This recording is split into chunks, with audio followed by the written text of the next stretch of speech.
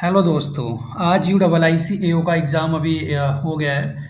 जिस भी भाई बहन का एग्ज़ाम हुआ था अगर वो वीडियो देख रहे हैं तो कमेंट बॉक्स में बताएं कि उनका एग्ज़ाम कैसा हुआ। आज की इस वीडियो में हम you double I C A ओ के इस 2024 में हुए एग्ज़ाम का एग्ज़ाम एनालिसिस करने वाले हैं।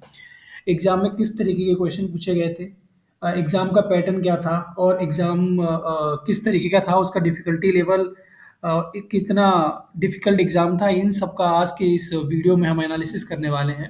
ताकि नेक्स्ट टाइम जब यू डबल आई सी का एग्ज़ाम आए और आप लोग एग्ज़ाम को फिल करें तो आपके पास एक्सपीरियंस हो, आपके पास थोड़ा जानकारी हो कि एग्ज़ाम कैसा आता है, एग्ज़ाम का पैटर्न कैसा होता है, एग्ज़ाम कितना डिफ़िकल्ट आता है, क्या अन्य बैंक के एग्ज़ाम जैसा होता है या उनसे थोड़ा अलग होता है, इन सब की जानकारी आज की इस वीडियो में हम लेने वाले हैं।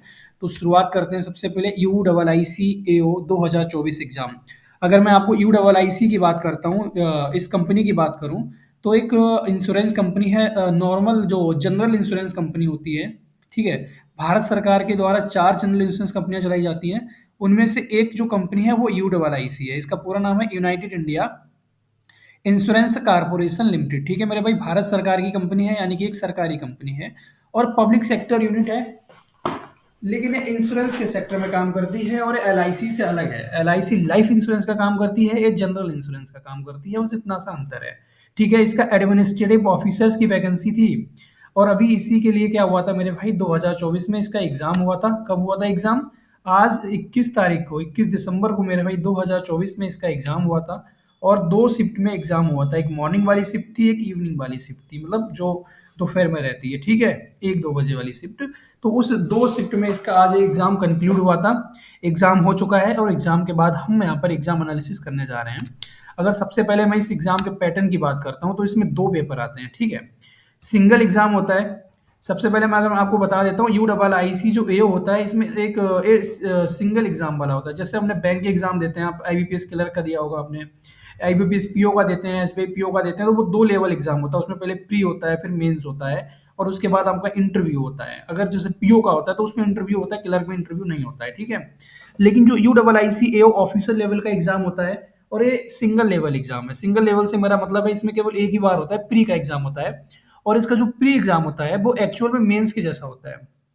जैसे एसबीआई पीओ का मेंस का सेक्शन होता है, उसमें जनरल अवेयरनेस आती है और कंप्यूटर जुड़ जाता है, मतलब कंप्यूटर नहीं होता है उसमें, हालांकि इसमें कंप्यूटर जुड़ा होता है, ठीक है? मतलब इसका जो मेरा कहने का मतलब ये है कि जो नॉर्मल जो आप बैंक के प्री के एग्जाम देते हैं उनमें क्या होता है, हमारे पास रीजनिंग आती है, क्वांट आती है, इंग्लिश आती है और मेंस में जनरल अवेयरनेस का पार्ट जुड़ता है। लेकिन यहाँ पर क्या होता है, इसमें जो प्री का एग्जाम होता है वो मेंस के जैसा होता है, यानी कि सिंगल लेवल एग्जाम है। इसमें आपका कट ऑफ एक मेरिट बन जाता है और उसके बाद आप इंटरव्यू के लिए भेजे जाते हैं, ठीक है? तो वही हमारा एग्जाम के दो पेपर, लेकिन एक एग्जाम में होते हैं दो पेपर। पहला पेपर आता है हमारा ऑब्जेक्टिव। ऑब्जेक्टिव का मतलब क्या होता है, हमारे पास इसमें 4 सेक्शन होते हैं। ऑब्जेक्टिव का मतलब होता है टिक मार्क वाला आता है, आपके सामने क्वेश्चन होता है, 4 विकल्प होते हैं, आपको सॉरी 5 विकल्प होते हैं और आपको आपका आंसर क्या होता है करना होता है, ठीक है? ऑब्जेक्टिव पेपर के जो 4 सेक्शंस होते हैं उसमें रीजनिंग होती है। इसमें रीजनिंग के 50 क्वेश्चंस आते हैं और वही टिपिकल हमारा जो बैंक लेवल का क्वेश्चन होता है, जो बैंकिंग एग्जाम का होता है, वही सब इसमें आता है, ठीक है? इंग्लिश का हमारा 40 क्वेश्चन इसमें रहता है और इसका जो लेवल था इंग्लिश का मेरे भाई वो इजी टू मॉडरेट था।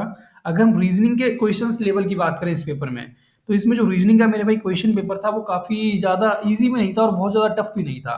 यानी कि हम मॉडरेट बोल सकते हैं, एक मीडियम जो पेपर होता है, जो S B I B P S clerk जो मेंस का पेपर बनाता है, लगभग लगभग उसी लेवल का इसका रीजनिंग का पेपर देखने को रहा था, या आर आर बी क्लर्क के लेवल का बोल सकते हैं, ठीक है? अगर हम इसका इंग्लिश की बात करें तो 40 क्वेश्चन थे, वो भी काफ़ी ईजी टू मॉडरेट थे, ठीक है? अगर हम इसमें क्वांट की बात करें तो 40 क्वेश्चन क्वांट के इसमें आते हैं और ये क्वेश्चन भी काफ़ी क्या थे, ईजी टू मॉडरेट थे। हालांकि इसमें जो पहला वाला शिफ्ट था, सुबह वाला शिफ्ट, उसमें एक डीआई काफ़ी कंफ्यूज करने वाला था। बाद में बच्चों को देखा गया था, उसके बारे में डिस्कस करते हुए कईयों के आंसर उसमें नहीं बने थे, काफ़ी कंफ्यूज किया उसने। अगर हम जनरल अवेयरनेस की बात करें तो मेरे भाई 40 क्वेश्चन इसमें जनरल अवेयरनेस के आते हैं, जैसे ही नॉर्मल बैंक एग्जाम्स में आते हैं, सेम वही पैटर्न पे 40 क्वेश्चन जनरल अवेयरनेस के रहते हैं, इजी टू मॉडरेट थे और इस पेपर के अंदर बहुत इजी क्वेश्चंस रखे गए थे जनरल अवेयरनेस के। अगर हम बात करते हैं कंप्यूटर की, तो इसमें कंप्यूटर के 20 क्वेश्चन पूछे गए थे, ठीक है? अब इस क्वेश्चन का हम पहले मार्किंग स्कीम की बात कर लेते हैं। इस क्वेश्चन पेपर में मेरे भाई जो रीजनिंग हुआ, इंग्लिश हुआ, क्वांट हुआ और जनरल अवेयरनेस हुआ, इसमें हर क्वेश्चन, एक क्वेश्चन को सही करने पर 1 नंबर मिलता है और गलत करने पर 0.25 नंबर काट लिया जाता है। लेकिन अगर हम कंप्यूटर वाले सेक्शन की बात करें तो इसका एक क्वेश्चन 2 नंबर का था, यानी कि 20 क्वेश्चन 40 नंबर के थे ओवरऑल पेपर 200 नंबर का था। अ, ओके, 1 मिनट, हाँ, ठीक है। ओवरऑल क्वेश्चन पेपर 200 नंबर का था। अब आगे बढ़ते हैं। अगर हम इसके डिस्क्रिप्टिव पेपर की बात करते हैं तो इसमें डिस्क्रिप्टिव पेपर में एक ऐसे राइटिंग आता है, एक आता है एप्लीकेशन या लेटर राइटिंग, ठीक है। ऐसे राइटिंग में आपको दो ऐसे दिए जाते हैं, उनमें से कोई एक लिखना पड़ता है। सेम ऐसा एप्लीकेशन या लेटर राइटिंग में भी होता है। अब हम आगे बढ़ते हैं। अगर हम रीजनिंग के 50 क्वेश्चंस की बात करें तो इसमें देखा गया था year and city wise puzzle आए थे, 5 क्वेश्चन थे। Flat and floor wise puzzle आई थी एक, सर्कल ए और स्क्वायर सीटिंग आई हुई थी, ठीक है। इसके अलावा इसमें एक रेक्टेंगुलर सीटिंग भी देखी गई थी, एक लीनियर सीटिंग अरेंजमेंट देखा गया था, एक इनपुट आउटपुट का क्वेश्चन था, एक सर्कल रीजनिंग का क्वेश्चन था, एक डाटा सफिशिएंसी के 4 क्वेश्चन थे, सिलोगिज्म के 4 से 5 क्वेश्चन थे, और इनइक्वालिटी क्या थी, 3 से 4 थी। वर्ड फॉर्मेशन का एक क्वेश्चन था। शिफ्ट एक में इसमें क्वेश्चन आया था, इसमें दिया नहीं है, डायरेक्शन डिस्टेंस का 5 क्वेश्चन थे। मुझे ध्यान है इसमें शायद शिफ्ट वन में जो एक क्वेश्चन आया था वो उसमें एक नंबर दिया गया था। उस नंबर में क्या करना था आपको, ऐसा बोला गया था कि उस नंबर के अंदर जो इवन नंबर्स हैं उनके जो पूर्व वाले नंबर होते हैं उनमें से -2 कर देना था, बाकी नंबर्स को क्या करना था, छोड़ देना था। मतलब बाकी नंबर्स में शायद -1 करना था, और उसके बाद बाएं छोर से दूसरा और दाएं से तीसरा उनका कुछ डिफरेंस निकालना था। कुछ इस तरीके का क्वेश्चन पूछा गया था, ठीक है। अगर हम बात करते हैं इसमें इंग्लिश वाले सेक्शन में, तो इंग्लिश में इसमें मेरे भाई आरसी आई थी, 2 आरसी आई थी, टोटल 17 क्वेश्चन थे, ठीक है। इर्रेलेवेंट सेंटेंस के 2 से 3 क्वेश्चन आए थे। फ्रेज रिप्लेसमेंट आई थी 5, और वर्ड यूसेज के ईडियम जो आया था वो 3 ईडियम आया था, ठीक है। इसमें मुझे एक ईडियम शायद पुट ऑफ पूछी गई थी, एक ईडियम, और एक ईडियम थी कट ऑन द मिल या गेट ऑन द मिल, कुछ इस तरीके से ईडियम रहती है, वो थी। पैरा जंबल के 5 क्वेश्चन मेरे भाई देखे गए थे, और मैच द फॉलोइंग के 4 क्वेश्चन देखे गए थे, और एरर डिटेक्शन के 5 से 6 क्वेश्चन थे। इसमें जो एरर डिटेक्शन था वो मल्टीपल था, मतलब आपके पास 4 सेंटेंस दिए गए थे, और उनमें से आपको क्या करना था, चूज करना था कौन सा सेंटेंस सही है। फर्स्ट शिफ्ट की मैं बात कर रहा हूँ, ठीक है। और वर्ड स्वैपिंग में मेरे भाई क्या थे, इसमें 4 क्वेश्चन देखे गए थे। टोटल मिला के इस तरीके से 50 क्वेश्चन इंग्लिश में आए थे। अगर हम क्वांट की बात करें तो इसमें 8 क्वेश्चन अर्थमेटिक का था, रॉन्ग नंबर सीरीज के 5 क्वेश्चन थे, और रॉन्ग नंबर सीरीज इसका ज़्यादा हार्ड नहीं था। बस एक रॉन्ग नंबर सीरीज थी जिसमें इन्होंने दशमलव दिया हुआ था फर्स्ट वाली शिफ्ट में, बाकी इजी क्वेश्चन थे। क्वाड्रेटिक इक्वेशंस के 5 बहुत बेसिक क्वेश्चन बोलते हैं जो प्री लेवल में आते हैं क्लर्क के, उतना इजी क्वेश्चन रखा गया था। डीआई हमारा क्या था मेरे भाई, 6 आया था, 6 क्वेश्चन डीआई आया था पाई वाला, ठीक है। एक डीआई टेबल वाला आया था, एक कैसलेट डीआई आया था, 3 से 4 क्वेश्चन, बाकी सिंप्लीफिकेशन के 6 क्वेश्चन देखे गए थे, ठीक है। तो ओवरऑल देखा जाए तो क्वेश्चन पेपर बहुत ज़्यादा आसान आया था। यानी कि अगर इसमें मैं बात करूं तो पेपर उतना ज़्यादा हार्ड नहीं आया जिस तरीके से आप क्वेश्चन पेपर देखते आ रहे हैं। अगर आपने बैंक एग्जाम्स में मेंस के पेपर दिए हुए हैं और आरआरबी क्लर्क का आपने पेपर दिया होगा, आईबीपीएस क्लर्क का पेपर दिया होगा, तो लगभग लगभग उसी लेवल का था, उससे ज़्यादा हार्ड नहीं था, ठीक है। अगर हम बात करते हैं जनरल अवेयरनेस के क्वेश्चंस की, तो मोस्टली जो क्वेश्चंस पूछे गए थे, यहाँ पे गलत लिख गया है, टाइप गलत हो गया है, सितंबर था, ठीक है मेरे भाई। सितंबर से लेके दिसंबर के बीच के क्वेश्चंस इस एग्जाम में पूछे गए थे, ठीक है। लास्ट के यानी कि 3 से 4 मंथ क्या किए गए थे, टारगेट किए गए थे, और उसी में से ज्यादातर क्वेश्चंस पूछे गए थे। और दिसंबर का जो सेकंड वीक तक का क्वेश्चन इसमें रखा गया था। थर्ड वीक में एग्जाम था, सेकंड वीक तक के क्वेश्चंस इसमें देखे गए थे। नॉर्मल इंश्योरेंस जो, मैं आप लोगों को बहुत ही इंपॉर्टेंट बात बता रहा हूँ, आप लोग इसको नोट करके रख लीजिएगा। और आप अगर आप बैंकिंग एस्पायरेंट्स हैं, आप 1 या 2 एग्जाम पहले दे चुके हैं मेंस के, तो आप इस बात को क्या करेंगे, आप इस बात को मानेंगे भी कि मैं सही बोल रहा हूँ। अगर आप आरआरबी पीओ के एग्जाम देने जाते हैं तो उसमें आरआरबीज के जो एग्जाम होते हैं उसमें मोस्टली जो होता है मेरे भाई, जो करंट अफेयर पूछे जाते हैं, अगर पिछला 6 महीना टारगेट किया जाता है, ठीक है, तो उसमें शुरुआत का 3 महीना लिया जाता है। जैसे कि अगर मैं इस बार की बात करूं तो मार्च, अप्रैल और मई, जून, ठीक है, इन महीनों को टारगेट किया गया था जब आरआरबी पीओ का एग्जाम आया था। मैंने आरआरबी पीओ का एग्जाम दिया था, मैंने उसमें जो क्वेश्चन देखे थे, मैं लास्ट के 3 महीने पढ़ा था। मेरे पास टाइम कम था, मैं कुछ और कारणों से बिजी था, तो मैं शुरुआत का अपना इतना फोकस नहीं कर पाया। और मैंने जब एग्जाम पेपर में देखा था उसमें शुरुआत के 3 महीने से बहुत ज्यादा करंट अफेयर आया हुआ था। मतलब आप जिन्होंने भी एग्जाम दिया होगा, अगर आपके साथ में भाई बहनों ने एग्जाम दिया होगा, आप उनसे पूछ लेना, वो इस बात को कंफर्म कर देंगे मेरी, कि जो आरआरबी पीओ में एग्जाम क्वेश्चन पेपर जो आता है जनरल अवेयरनेस का, उसमें शुरुआत के जो 3 महीने होते हैं, 3-4 महीने, फरवरी, मार्च, अप्रैल, मई, जून, ये ज्यादा टारगेट किए जाते हैं। वहीं अगर हम बात करते हैं इंश्योरेंस सेक्टर के एग्जाम्स में, तो इनमें जो लास्ट के 3 महीने होते हैं, जिस महीने में आपका एग्जाम है उसको मिलाकर के जो 3 महीने होते हैं पीछे के, लास्ट के, वो ज़्यादा टारगेट किए जाते हैं। सेम ऐसा पैटर्न आईबीएम पीओ में भी देखा जाता है, ठीक है? तो इस बात का ध्यान रखना है।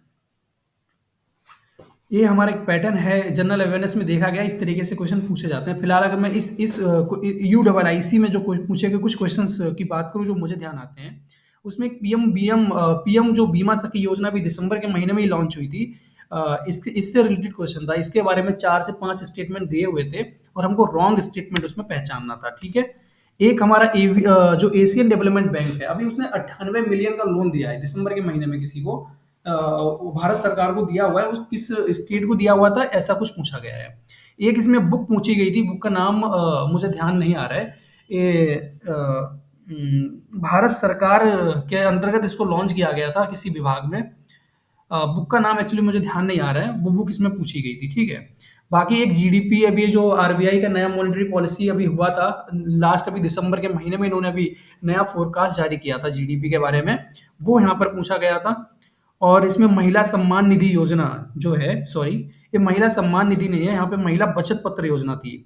महिला जो सेविंग स्कीम्स नहीं है, बचत प्रमाण पत्र जो बचत पत्र योजना है, उस वो योजना थी। उसमें जो टॉप 3 स्टेट थे जिनमें अकाउंट ओपनिंग के मामले में, वो यहाँ पर क्या किए गए थे, आपसे एग्जाम में पूछे गए थे।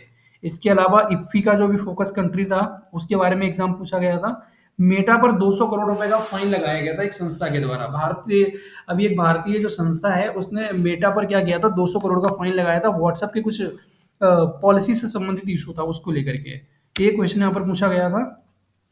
जो ए वाला क्वेश्चन था, ये दिसंबर का भी रिसेंट क्वेश्चन था। इसमें जो एचएसबीसी बैंक है और जो कैनरा बैंक है, इनके बीच में अभी एक डील हुआ था पहले, हालांकि अभी दिसंबर में आरबीआई ने क्या किया है, कुछ क्या बोलते हैं, आईपीओ के माध्यम से कुछ जो शेयर थे इनके, उससे रिलेटेड कुछ क्वेश्चन आया हुआ था, उसमें परसेंटेज पूछा हुआ था कि कितना परसेंटेज इसमें क्या हुआ है, कैनरा बैंक को परमिशन किया गया है, शायद मर्ज करने के लिए था, इस तरीके से कुछ क्वेश्चन रखा गया था।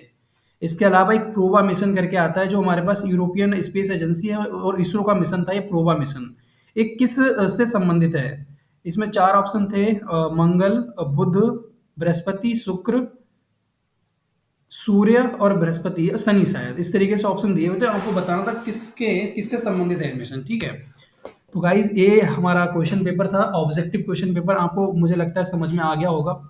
ऑब्जेक्टिव क्वेश्चन पेपर था, काफी आसान था, इतना ज्यादा टफ नहीं था, आसानी से क्वेश्चन क्रैक हो रहे थे। रीजनिंग के क्वेश्चन भी आसान थे, हालांकि कुछ क्वेश्चंस रीजनिंग में थोड़े से ट्रिकी थे, लेकिन उतना ज्यादा ट्रिकी नहीं था। अगर एक सिंगल लेवल का एग्जाम है तो इतना तो एक्सपेक्ट किया जा सकता है, ठीक है?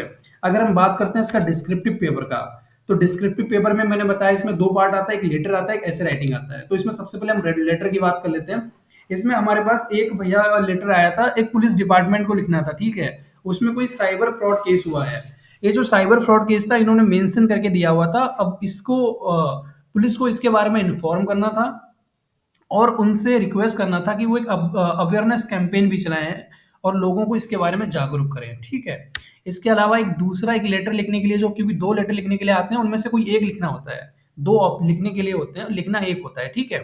तो दूसरा जो लेटर लिखने के लिए दिया गया था वो था इनमें से, write a letter to change in the promotion process in the organisation. मतलब इसमें ऐसा था कि आप किसी ऑर्गेनाइजेशन में काम करते हैं और वहाँ का जो प्रमोशन प्रोसेस है, मतलब जो प्रमोशन देने का जो तरीका है, उसमें एक्सपीरियंस को ज़्यादा वैल्यू दी जाती है, बजाय इसके कि जो प्रमोशन पाने वाला बंदा है वो कितना वर्क को लेके, यानी कि कार्य को लेके कितना डेडिकेटेड है और कितना वो क्या है, हार्ड वर्किंग है, इसके उसकी जो क्वालिटी ऑफ वर्क कैसा है, उसके ऊपर उसके जो काम करने का एक्सपीरियंस है, यानी कि कितने लंबे समय से काम कर रहा है, उसको वरीयता दी जा रही है। इस प्रोसेस को चेंज किया जाए, इसको लेकर के मेरे भाई क्या करना था, एक लेटर लिखना था अपने ऑर्गेनाइजेशन को ही, ठीक है?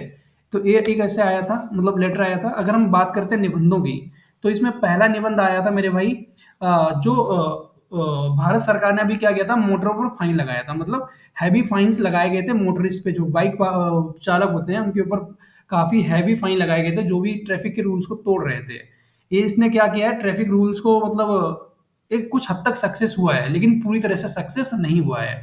इसके ऊपर आपको क्या करना था, ये आपका टॉपिक का वो था, सब्जेक्ट था, इसमें आपको निबंध लिखना था। इसके अलावा एक टॉपिक और दिया हुआ था, वो मुझे भी मिल नहीं पा रहा है। तो गाइस, अगर मुझे मिलेगा तो मैं इस वीडियो के डिस्क्रिप्शन बॉक्स में उस क्वेश्चन को टैग कर दूंगा, इसके अलावा इसके कमेंट बॉक्स में उस क्वेश्चन को मैं पिन कर दूंगा। और आप लोगों से मैं ठीक है? तो जिस भी भाई बहन का you double I C A ओ का एग्ज़ाम आज की डेट में था, उन सभी को मैं बेस्ट ऑफ लक बोलता हूँ, आपका रिजल्ट आए और बढ़िया रहे रिजल्ट। उन सभी को शुभकामनाएं देता हूँ। साथ ही जिस भाई बहन का अगर कोई भी भाई